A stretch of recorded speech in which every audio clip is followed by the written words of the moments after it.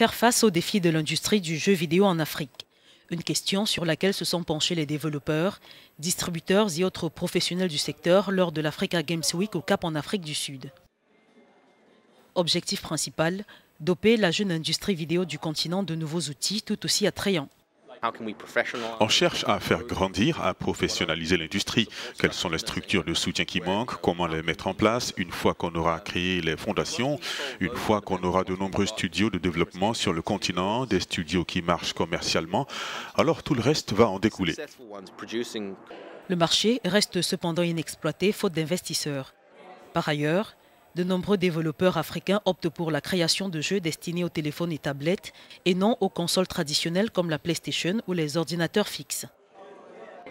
Le marché reste inexploité ici. Il y a des tonnes de perspectives sur ce continent qu'ils n'ont pas encore vues. Ça les aiderait autant que ça nous aiderait, nous. Ce ne serait pas eux qui viennent ici pour nous aider. Ce serait plutôt une relation au bénéfice mutuel. Ce qu'on essaie de faire à Niamakop, c'est de créer plus de contenu d'inspiration africaine, mais que ce contenu soit attractif pour l'international, consommé à l'international, et comme ça, à travers cette visibilité, ce succès, que tout cela bénéficie à l'Afrique. C'est un peu contre-intuitif, mais c'est ce qu'on doit faire tous, c'est créer plus de jeux. C'est pour ça qu'on est là. Il ne faut pas être idéaliste.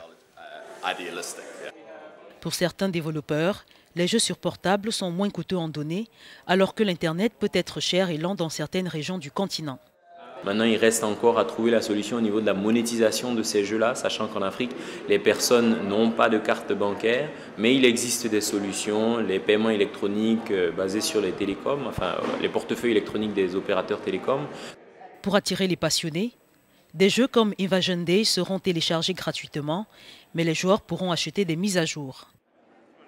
L'industrie du jeu vidéo en Afrique, qui représente actuellement 310 millions de dollars par an, pourrait peser 642 millions de dollars d'ici à 2021, selon le géant de l'audit PwC qui estimait en 2017 que les revenus des jeux de console et de PC allaient perdre des parts de marché au profit des jeux proposés sur des appareils mobiles.